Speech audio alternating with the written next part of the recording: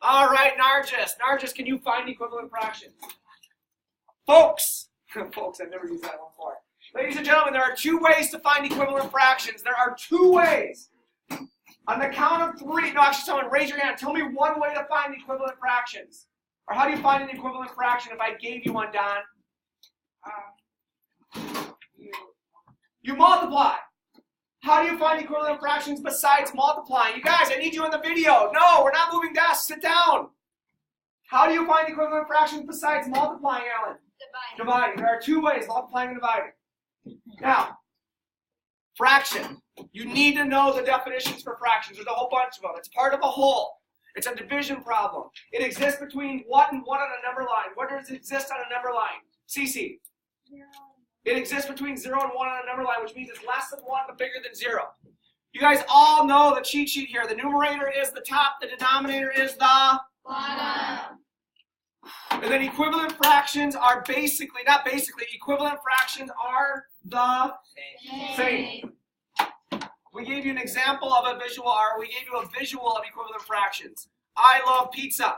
I usually can eat about a half of a large pizza. No matter which way you cut this pizza, both of them represent 1/2, right? Cool. Number 2, equivalent fractions. Don just told us this. You can find equivalent fractions by dividing or multiplying.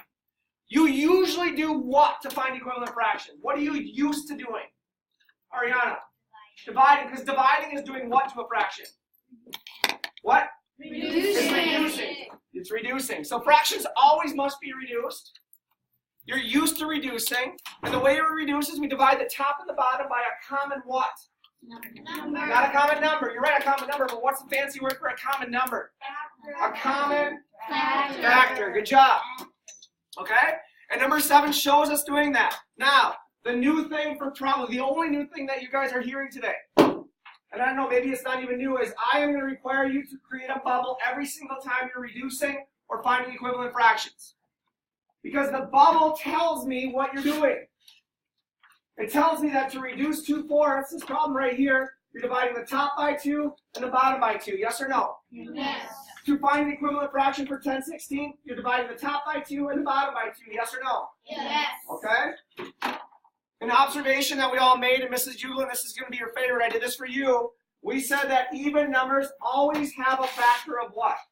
2. They're always divisible by 2, which means 2 is always a factor of even numbers. Yes or no? Yes. Okay, but do you always have even numbers? No. No. So like for 9 and 15, we found a common factor of 3.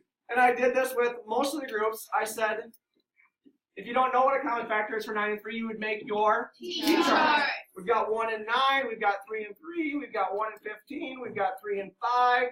Circle, circle, circle, circle, circle, cross off, cross off. What's the GCF? 3. A common factor is 3. Isn't that cool? See what we did in the last lesson is going to help us with this one? Yes, no? Yes. Okay. And then the last thing we talked about is you don't always have to divide to find equivalent fractions. You can also multiply. As long as you multiply the top and the bottom by what? The same number. Excellent video.